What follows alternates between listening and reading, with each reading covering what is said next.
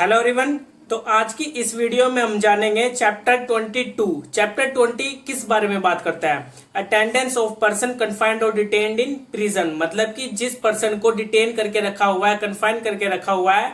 मतलब कि उसको कस्टडी में, जुडिशियल कस्टडी में रखा हुआ है, ठीक है, या फिर उसको पुलिस कस्टडी में रखा हुआ है, तो उस पर्सन को अटेंड कराना, उस पर्सन को, ठीक है, तो उस पर्सन को कोर्ट के सामने अपीयर करवाना, जो प्रिजन है, ठीक है। तो इस वीडियो में हम डिस्कस करेंगे इसी प्रोसीजर के बारे में कि उसको अटेंड कराना उस प्रिजनर को बिफोर द कोर्ट। तो चलिए स्टार्ट करते हैं। स्टार्ट करने से पहले आप अपने पास सीआरपीसी का बेर एक्ट ले लीजिए, जिससे आपके सभी कॉन्सेप्ट क्लियर होंगे और हम बेर एक्ट लैंग्वेज को पढ़ेंगे।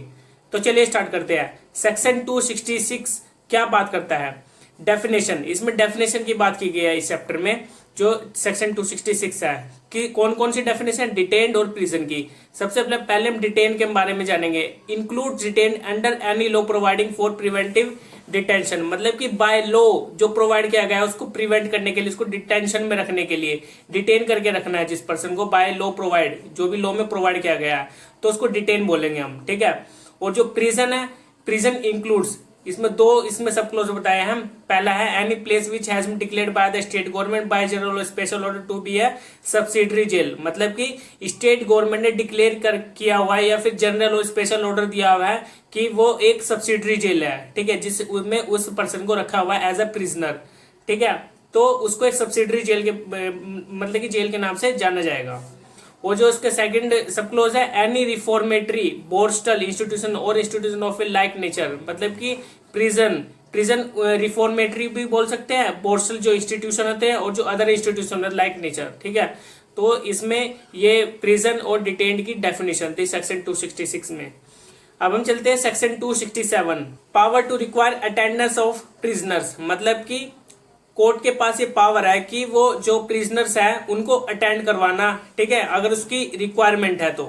तो इसके अंदर जो फर्स्ट क्लोज है वो बताता है whenever in the course of an inquiry trial और proceeding under this code it appears to a criminal court, मतलब कि जिस पर्सन के अगेंस्ट इंक्वायरी ट्रायल और जो प्रोसीडिंग चल रही है इस कोड के अकॉर्डिंग, और कोर्ट को, क्रिमिनल कोर्ट को यह अपियर होता है। इसमें दो क्लोज बताया है, ए और B, that a person confined और detain in prison should be brought before the court for answering to a charge of an offence or for the purpose of any proceeding against him, मतलब कि जो वो person जिसको confined और detain करके रखा हुआ है एज अ प्रिजनर, ठीक है, तो उसको लाया जाएगा बिफोर द कोर्ट और वो आंसर देगा जो भी उसके अगेंस्ट ऑफेंस से रिलेटेड चार्ज लगे हैं, और for the purpose of any proceeding against him, और किसी अदर प्रोसीडिंग के लिए जो उसके अगेंस्ट चल रही है प्रोसीडिंग, उस पर्पस के लिए उसको बिफोर द कोर्ट लाया जाएगा अगर क्रिमिनल कोर्ट को ये लगता है कि उसको अपियर कराया जाए इंक्वायरी ट्रायल और प्रोसीडिंग के दौरान,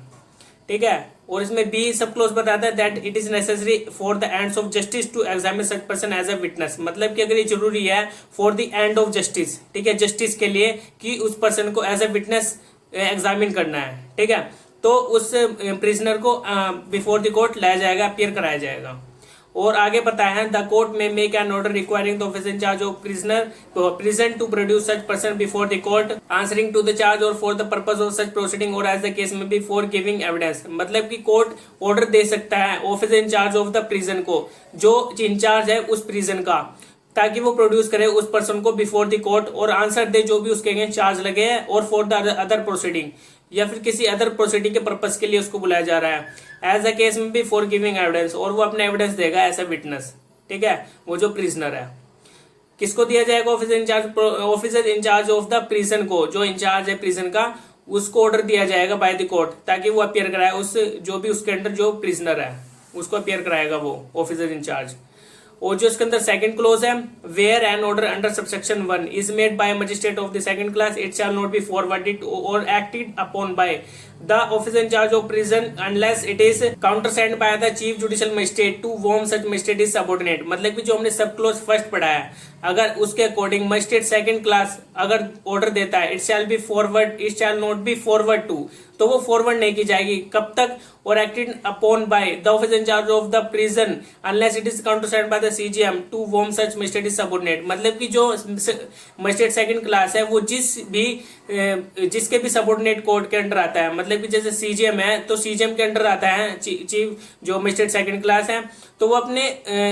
जिसके सबॉर्डिनेट है मजिस्ट्रेट सेकंड क्लास, वो सीजीएम से क्या लेगा, काउंटर साइन कराएगा। काउंटर साइन कराने के बाद फिर वो ऑफिसर इंचार्ज ऑफ प्रिजन को जो प्रिजन का इंचार्ज है ऑफिसर, उसको फॉरवर्ड करेगा फिर उस रिपोर्ट को, मतलब कि उस प्रिजनर को अपियर कराने के लिए। ठीक है, काउंटर साइन होना जरूरी है सीजीएम का, अगर मजिस्ट्रेट सेकंड क्लास उसको अपियर कराना चाहता है किसी भी प्रिजनर को बिफोर द कोर्ट। और जो थर्ड क्लोज है, every order submitted for counter signing under subsection 2 shall be accompanied by a statement of facts which in the opinion of the magistrate render the order necessary, and the chief judicial magistrate to whom it is submitted may after considering such a statement decline to countersign the order। मतलब कि जो under subsection 2, ठीक है, जो counter sign की जा रही है, सबमिट की जा रही है, shall be accompanied by statement. मतलब कि इसमें सिंपली ये बात की, अगर सीजीएम जो अंडर सबसेक्शन 2 हमने पढ़ा है, अगर सीजीएम के थ्रू जो मजिस्ट्रेट सेकंड क्लास क्या करेगा, काउंटर साइन कराएगा। काउंटर साइन कराने के बाद फिर वो officer in charge of the prison है, जो प्रिजन का ऑफिसर इंचार्ज है, उसको फिर भेजेगा। लेकिन अगर सीजीएम उसको डिक्लाइन कर देता है उसको काउंटर साइन करने से, ठीक है, तो फिर वो उसको अपियर नहीं करा पाएगा मजिस्ट्रेट सेकंड क्लास। ठीक है, तो थर्ड क्लोज में सिंपली ये बात की गई कि सीजीएम से काउंटर साइन कराना जरूरी है। अगर वो डिक्लाइन कर देता है, ना कर देता है उसको काउंटर साइन करने से, तो फिर वो नहीं होगा, उसको अपियर नहीं कराया जाएगा। अब हम चलते हैं सेक्शन 268 में, power of state government to exclude certain person from operation of section 267। मतलब कि जो स्टेट गवर्नमेंट है उसके पास ये पावर है कि वह एक्सक्लूड कर सकती है certain person from operation of section 267। ठीक है, तो मतलब कि जो ऑपरेट करना है उसको एक्सक्लूड कर सकते हैं 267 के अकॉर्डिंग। तो इसमें जो फर्स्ट क्लोज है वो बताता है, the state government may at any time having regard to the matter specified in subsection 2 by general और special order direct that any person और class of person shall not be removed from the prison in which he or they may be confined or detained and thereupon so long as the orders remain in force or no order made under section 267 whether before or after the order of the state government shall have effect in respect of the person or class of person। जो first close है, first close ये बताने की कोशिश कर रहा है कि जो स्टेट गवर्नमेंट है, ठीक है, वो किसी भी समय कि जो भी under subsection 2 by general special order दिया जाता है, डायरेक्शन दी जाती है किसी पर्सन को, क्लास ऑफ पर्सन को, शैल not be removed from the prison, मतलब उसको रिमूव नहीं किया जाएगा उस पर्सन को जो प्रिजन में है। ठीक है, और शैल बी जिसको कन्फाइंड करके रखा हुआ है, जिस प्रिजन को ये डिटेन करके रखा हुआ है, so long that is order made, तो वो ऑर्डर देगी कौन, इस state government. No order made under section 267, तो वो जो अंडर सेक्शन 267 के अकॉर्डिंग जो मजिस्ट्रेट के द्वारा क्या किया जा रहा है, उसको अपियर कराने के लिए कहा जा रहा है। ठीक है, अटेंडेंस ऑफ प्रिजन से रिलेटेड, तो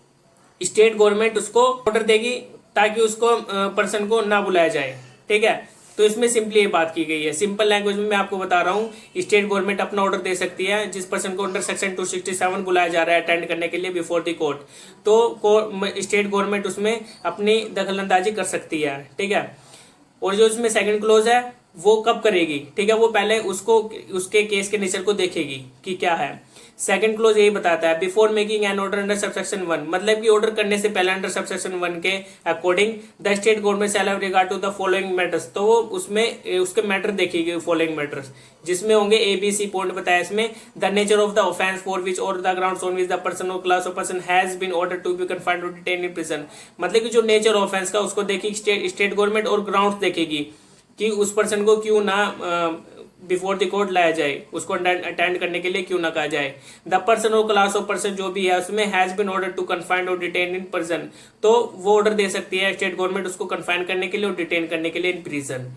और जो बी क्लोज है, likelihood of the disturbance of the public order if the person और class of person is allowed to be remove from the prison, मतलब कि अगर स्टेट गवर्नमेंट को ये लगता है कि वो पब्लिक डिस्टर्बेंस कर सकती है, पब्लिक को डिस्टर्बेंस क्रिएट कर सकते हैं, तो वो स्टेट गवर्नमेंट ऑर्डर देगी if the person class of person is allowed to remove from the prison, अगर उसको अलाउ कर दी जाती है, रिमूव कर दिया जाता है उस प्रिजन में से, तो वो पब्लिक के को डिस्टर्बेंस कर सकता है, डिस्टर्बेंस क्रिएट कर सकता है इन पब्लिक, तो स्टेट गवर्नमेंट उसको अलाउ नहीं करेगी। ठीक है, तो उसमें अपना ऑर्डर देगी स्टेट गवर्नमेंट। स्टेट गवर्नमेंट के पास ये पावर है कि वो एक्सक्लूड कर सकते हैं ऑपरेशन ऑफ सेक्शन 267 के अकॉर्डिंग।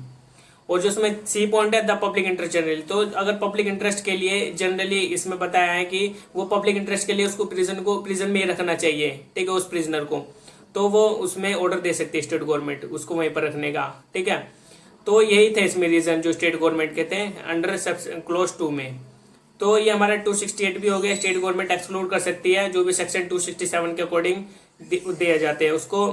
जो प्रिजनर है उसको अटेंड कराने के लिए कोर्ट में। और जो 269 है, officer in charge of prison to abstain from carrying out order in certain contingencies, मतलब कि जो ऑफिसर इंचार्ज हो प्रिजन का, जो प्रिजन का ऑफिसर इंचार्ज है वो एब्सटेन कर सकता है उस ऑर्डर को, ताकि वो उसको अपीयर ना कराए कोर्ट में, मतलब कि उसमें अपने रीजन देगा क्यों नहीं अपीयर करा रहा है। ठीक है, तो इसमें आगे बताया है where the person in respect of whom an order is made under section 267, जो सेक्शन 267 है हमने पढ़ा है, कोर्ट के पास ये पावर है, वो ऑर्डर देगी कि उस प्रिजन को अब कोर्ट में अटेंड कराया जाए। ठीक है, किसको नोटिस देगी? Officer in charge of the prison को। ठीक है, फिर वो करवाएगा। लेकिन अगर वो जो ऑफिसर इंचार्ज प्रिजन है तो वो अपने, अगर वो अपीयर नहीं करा पा रहा है बाय रीजन, मतलब कि उसमें इसमें आगे बताया, इसमें ABCD इसमें रीजन बताया है कि वो क्यों नहीं अपीयर कराएगा। ठीक है, अगर नहीं करा पा रहा है तो ए पॉइंट है is by reason of sickness or infirmity unfit to be remove from the prison, मतलब कि जो प्रिजन है उसको कोर्ट में अटेंड नहीं कराया जा सकता क्योंकि वो अनफिट है, इन्फर्मिटी और उसको कोई बीमारी है, सिकनेस है, तो वो उस पर्सन को अपीयर नहीं कराएगा कोर्ट में। और बी पॉइंट है is under committal for trial और अंडर रिमांड पेंडिंग ट्रायल और पेंडिंग है प्रीलिमिनरी इन्वेस्टिगेशन, मतलब कि उसका ट्रायल अंडर रिमांड है। ठीक है, उसका रिमांड पेंडिंग ट्रायल है, उसका ट्रायल चल रहा है अभी, पेंडिंग है अभी उसका रिमांड, और या फिर पेंडिंग है प्रीलिमिनरी इन्वेस्टिगेशन। उसके बेस पर officer in charge of the prison वो उसको बिफोर द कोर्ट अटेंड नहीं कराएगा। ठीक है, और जो सी पॉइंट है is in custody for a period which would expire before the expiration of the time required for complying with the order and for taking him back to the prison in which he is confined और detain, मतलब कि जो custody में रखा है for a period. ठीक है, तो अगर उसका टाइम एक्सपायर होने वाला है, अगर उसका टाइम एक्सपायर होने वाला है, ठीक है, जो उसको कंप्लाई करना है ऑर्डर को, तो उस प्रिजन को जिसको कन्फाइंड करके रखा है, डिटेन करके रखा है, तो अगर उसका एक्सपायर होने वाला है, उस एक्सपायर होने से पहले अगर उसको बुलाया जा रहा है कस्टडी में से उस पर्सन को बिफोर द कोर्ट। जो उसमें डी पॉइंट है वो बताता है is a person to whom an order made by the state government under section 268 applies, मतलब जो अंडर 268 हमने जो भी सेक्शन पढ़ा था स्टेट गवर्नमेंट से रिलेटेड, जो स्टेट गवर्नमेंट ऑर्डर देती है कि उस पर्सन को अपीयर ना कराया जाए। ठीक है, इन द पब्लिक इंटरेस्ट, ताकि वो पब्लिकली डिस्टर्ब ना कर सके पब्लिक में। ठीक है, तो इसमें ये 4 पॉइंट है जो रीजन दे सकता है ऑफिसर इंचार्ज ऑफ प्रिजन, तो उसमें वो उसको अपीयर नहीं कराएगा बिफोर द कोर्ट। और आगे बताया the officer in charge of prison shall abstain from carrying out the court order and shall send the to the court a statement of reason for shooting, और उसमें अपने रीजन देगा कि वो उस पर्सन को एब्सटेन क्यों कर रहा है, कि वो उसको अपीयर कराना है जिस पर्सन को, जिस प्रिजन में से, ठीक है, जिस प्रिजनर को अपॉइंट कराना है बिफोर द कोर्ट, तो मतलब कि उसको लाना था अटेंड कराने के लिए, तो उसमें कोर्ट जो ऑफिसर इंचार्ज ऑफ प्रिजन है वो उसमें अपनी रीजन दे सकता है कि वो उसको अपीयर क्यों नहीं करा रहा है। और इसमें एक प्रोवाइजो दिया है कि वो provide that where the attendance of such person required for giving evidence at a place not more than 25 kilometre distance from the prison, the officer in charge of the prison shall not so abstain for the reason mentioned in clause B. तो इसमें simply बात की गई है कि अगर जहां से जिस ऑफिसर इंचार्ज ऑफ प्रिजन की जेल में है वो, ठीक है, जो वो प्रिजनर है, और जो उसकी दूरी है, डिस्टेंस है उसकी कोर्ट से 25 किलोमीटर, 25 किलोमीटर की रेंज के अंदर है। ठीक है, 25 किलोमीटर के अंदर है वो डिस्टेंस उसकी, तो वो officer in charge of the prison वो क्या करेगा,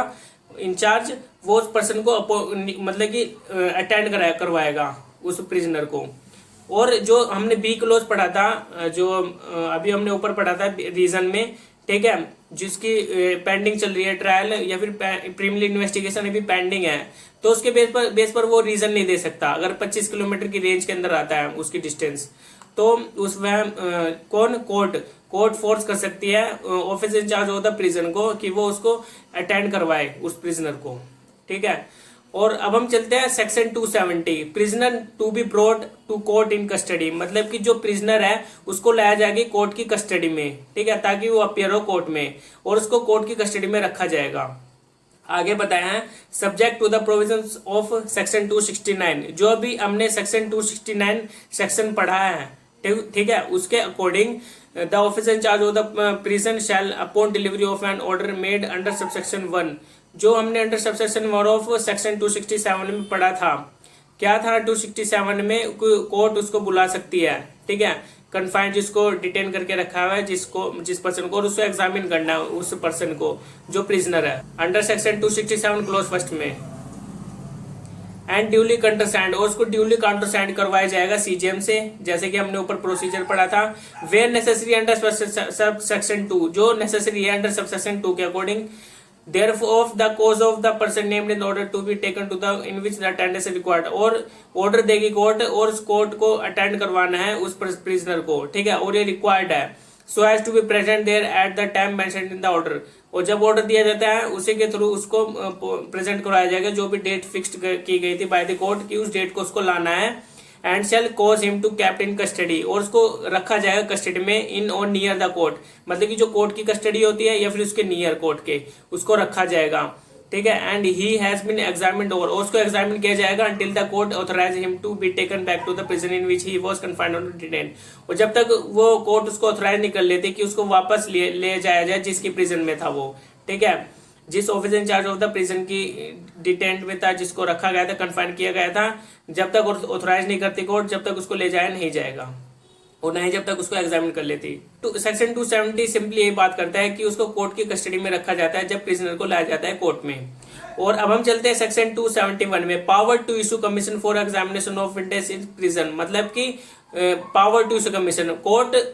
कमीशन इशू कर सकता है for examination of witness in prison, जिस प्रिजन को एग्जामिन करना है एज अ विटनेस, ठीक है। तो इसमें प्रोसीजर बताया, the provisions of this chapter shall be without prejudice to the power of the court to issue, जो कोर्ट है उसके पास ये पावर है कि वो इशू कर सकते हैं कमीशन अंडर सेक्शन 284, जो हम आगे पढ़ेंगे अंडर सेक्शन 284 के according, a commission for the examination, जो कमीशन एग्जामिनेशन करेगा एज अ विटनेस, किसका, जो प्रिजनर है, ठीक है, ऑफ एनी पर्सन कन्फाइंड और detained in prison, and the provision of part B of chapter 23, जो पार्ट बी चैप्टर 23 में बताया गया है, shall apply in relation to the examination on witness commission of any such person in the prison in they apply in relation to the examination on commission of any other person, मतलब कि 271 simply ये बात करता है कि court उस person को examine कर सकती है कमीशन इशू करके, और ना ही उसको कोर्ट में ले जाएगा, उसको कोर्ट में लाने की जरूरत नहीं पड़ेगी, ठीक है। इसलिए कोर्ट एक कमीशन इशू करती है ताकि उस विटनेस, मतलब कि जो प्रिजनर है उसको एज ए विटनेस उसको एग्जामिन किया जाए, ठीक है, उसका एग्जामिनेशन किया जाए। तो ये 271 तक हमने सेक्शन डिस्कस कर लिया है। तो ये चैप्टर हमारा जो था चैप्टर 22, ये हमने 266 से लेकर के सेक्शन 271 तक डिस्कस कर लिया है, और इसकी नेक्स्ट वीडियो में हम चैप्टर 23 डिस्कस करेंगे, वो काफी इंपॉर्टेंट है, उसको देखना ना भूले, वो हमारी नेक्स्ट वीडियो में आप जान लेंगे। आज के लिए इतना ही था, ओके।